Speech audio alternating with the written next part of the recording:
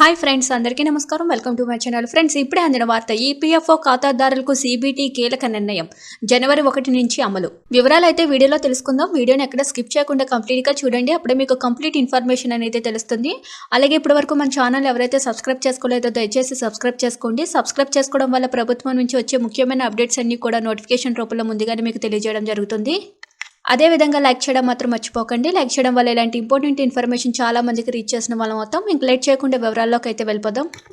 EPF settlement సమయంలో చేసే వడ్డీ చెల్లింపులకు సంబంధించి EPFO central board of trustees కీలక నిర్ణయం తీసుకుంది. ఇకపై క్లెయిమ్ సెటిల్మెంట్ తేదీ వరకు చందాదారుడికి వడ్డీ చెల్లించాలని నిర్ణయించింది. ప్రస్తుత నిబంధనల ప్రకారం సెటిల్మెంట్ సమయంలో ఆ నెల 24వ తేదీ వరకు మాత్రమే వడ్డీ లెక్కించే విధానం ఉంది. ఇకపై సెటిల్మెంట్ తేదీ వరకు వడ్డీ చెల్లించనున్నారు.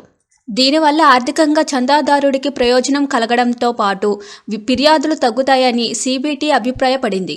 కేంద్ర కార్మిక శాఖ మంత్రి మాన్సుఖ్ మాండవ్య నేతృత్వంలోని ఢిల్లీలో జరిగిన 236 సీబీటీ సమావేశంలో ఈ నిర్ణయం వెలువడించింది. దీంతో పాటు మరిన్ని నిర్ణయాలకు బోర్డు ఆమోదం తెలిపింది. ఆర్థిక భారం నుంచి తప్పించుకోవడానికి ఉద్యోగ భవిష్య నిధి సంస్థతో రిజిస్టర్ కాకపోవడం, ఉద్యోగుల నిధులను డిపాజిట్ చేయకుండా ఎగవేతలకు పాల్పడే సంస్థలకు క్షమాభిక్ష ప్రసాదించాలని సీబీటీ నిర్ణయించింది. ఇందుకోసం ఈపీఎఫ్ఓ ఎంఎన్టీ స్కీమ్ 2024 తీసుకురావాలని కేంద్రానికి ప్రతిపాదించింది.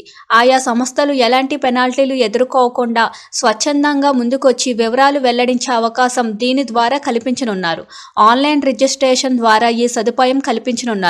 బడ్జెట్లో ప్రకటించిన ఎంప్లాయ్మెంట్ లింక్డ్ ఇన్సెంటివ్ స్కీమ్ ప్రయోజనాలు అందించే ఉద్దేశంతో డిసెంబర్ నెలాఖరులో కేంద్రం ఈ స్కీమును ప్రకటించే అవకాశం ఉంది. ఎంప్లాయీ డిపాజిట్ లింక్డ్ ఇన్సూరెన్స్ స్కీమును సీబీడీటీ పొడిగించింది. 2024 ఏప్రిల్ 28 నుంచి అమలు చేస్తూ నిర్ణయం తీసుకుంది.